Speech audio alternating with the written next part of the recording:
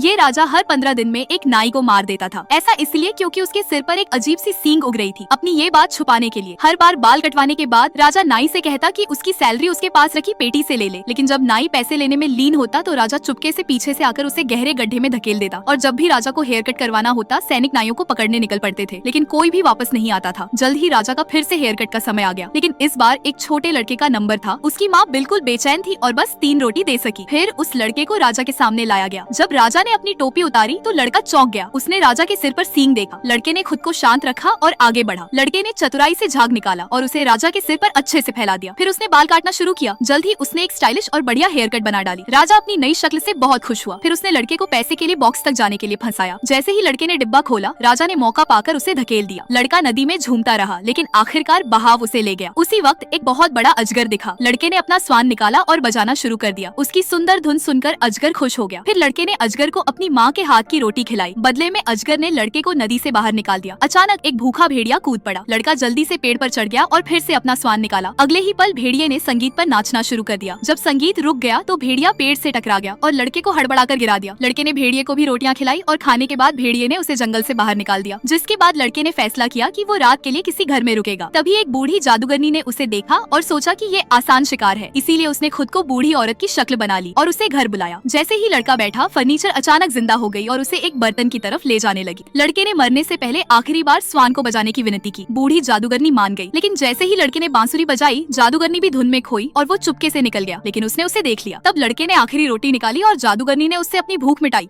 रोटी खाने के बाद जादूगरनी ने उसे एक जादुई जैकेट दी। इसे आमतौर पर पहनने से वो बच्चा बन जाता था और उल्टा पहनने पर वो बूढ़ा हो जाता था। तभी लड़के के दिमाग में एक गलत आइडिया आया। अगले दिन लड़के ने जैकेट उल्टा पहना और महल में जाकर कहा कि वो राजा के बाल काटना चाहता है। बाल काटने के बाद राजा ने उससे कहा खजाने की संदूक से पैसे ले लो। लेकिन जब लड़के ने संदूक खोला तो उसने कहा कि उसने इतना सारा सोना और जवाहरात कभी नहीं देखा, जिससे राजा हैरान हो गया और जल्दी से देखने के लिए दौड़ा। लड़के ने मौका पाकर राजा को संदूक के अंदर धक्का दे दिया और सैनिकों के आने से पहले ही लड़का पर्दों के पीछे से चुपके से निकल गया। फिर उसने जादुई जैकेट सीधी पहन ली और महल से बाहर निकल गया। जब वह सुरक्षित हो गया तो वह फिर से अपनी असली शक्ल में बदल गया। इस तरह सिर्फ 3 रोटी और एक स्वान की मदद से लड़के ने न सिर्फ खुद को बचाया बल्कि बुराई से भी छुटकारा पा लिया।